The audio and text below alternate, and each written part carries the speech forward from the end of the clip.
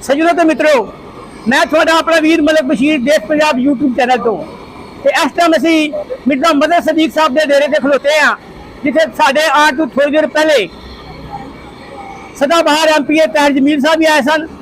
इस time Mirza Madan Sadiq bag साहब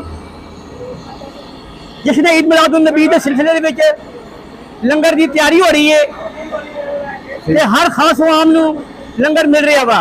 सुबह केक कटिया गया, सवेरे डेली मौसम इंसानियत हजरत मोहम्मद मुस्तफा के जन्म दिहाड़े केक भी कटिया गया वा। लंगर पुलाव भी लंगर भी जिहदे जरदा पुलाव मिठाई ते दीगर आइटम हर खास आवाम नू तकसीम की गई वा।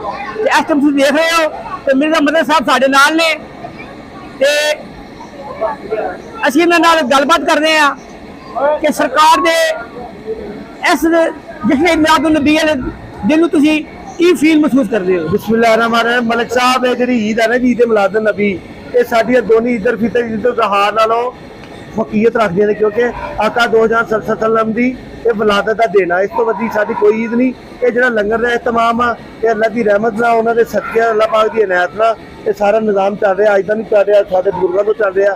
इंशाअल्लाह ताला साडी दुआ है कि अल्लाह ताला इस निज़ाम में इस तरह चलता रहे।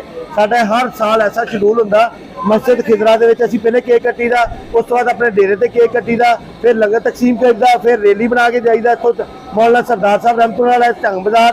उस तो बाद जनाब वापसी दे उत्ते साडे पॉइंट हुंदे आ, किते रैली केक कट्टी दा, किते लंगर दा तमाम हुंदा, किते दोस्तां ने लीर पकाया हुंदा, किते मकसूदाबाद किते मेरे भाई ने मिर्जा सफदर सदीक साहब उन्होंने भी अलहमदुल्ला केक भी कट्टिया, तो उन्होंने जनाब लंगर का भी एहतमाम किया।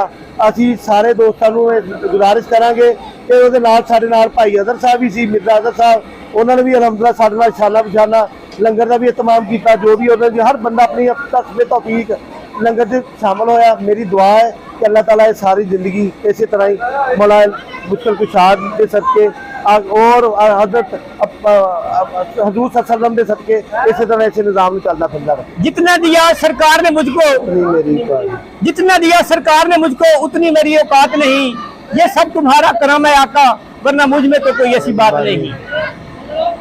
सारी दुआ है कि मिर्जा बरादरान, मिर्जा सफदर सदीक बेग, मिर्जा अदर सदीक बेग ते मिर्जा मदन सदीक बेग ते उन्हां दी औलाद नू अल्लाह ताला नजरे बातू बचावे कि अपने प्यारे नबी रहमतुल लिल आलमीन हज़रत मोहम्मद मुस्तफा के सदके उन्हां दे कारोबार की बरकत अता फरमावे, ताकि सरकार का ये लंगर जारी और सारी रहे।